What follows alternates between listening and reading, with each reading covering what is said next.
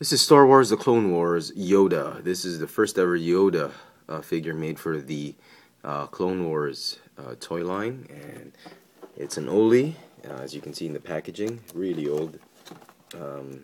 Here's the rest of Wave 1, the very first set of figures for the Clone Wars series of figures, the Clone Wars toy line. It's all the way back in 2008.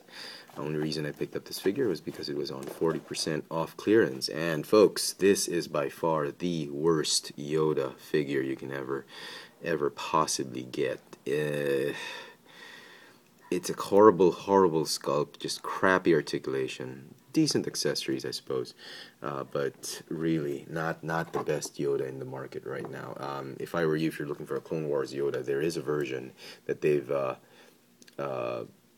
released with the white and red packaging, as well as repacked it in the Shadow of the Dark Side packaging that comes with some soft goods, a soft goods cloak, which I think is the better Yoda.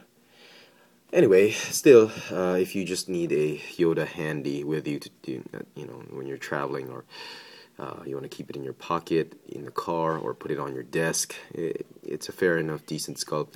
Maybe something you can give your kids, so even if they break the lightsaber or they break pieces of this figure, it's not going to hurt too much. So it's really just not the main Yoda figure you want to get. This is just more of a display piece, not so much as an action figure or a toy. Anyway, he has very limited articulation, as I said. He's got a ball jointed neck. Yes, it is a ball joint, as you can see. Only his right arm is articulate. It has articulation.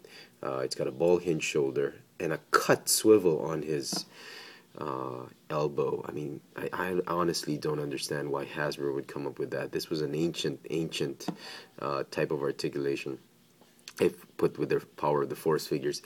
But anyway, it's there. He's got a swivel wrist as well. I'm sorry, this arm does have articulation on the wrist. It doesn't have articulation because it has the gimmick, it has the launcher gimmick, which I'll show later. He's got a swivel waist and ball jointed feet. Very interesting.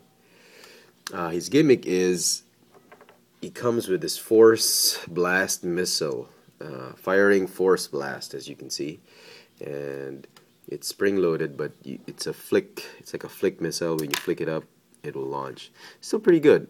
Despite being 3 years old, the spring is still pretty good. It takes about 3 years for Star Wars stuff to go on clearance over here in Manila, so yeah. The other accessory he has is his walking stick, which you can put it there. I think that's the better accessory. Crappy figure I am. Not to buy this figure.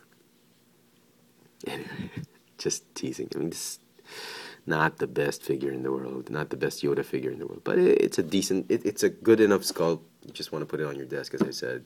Just a handy little travel along Yoda. So anyway, there you go, folks. Not recommending this figure.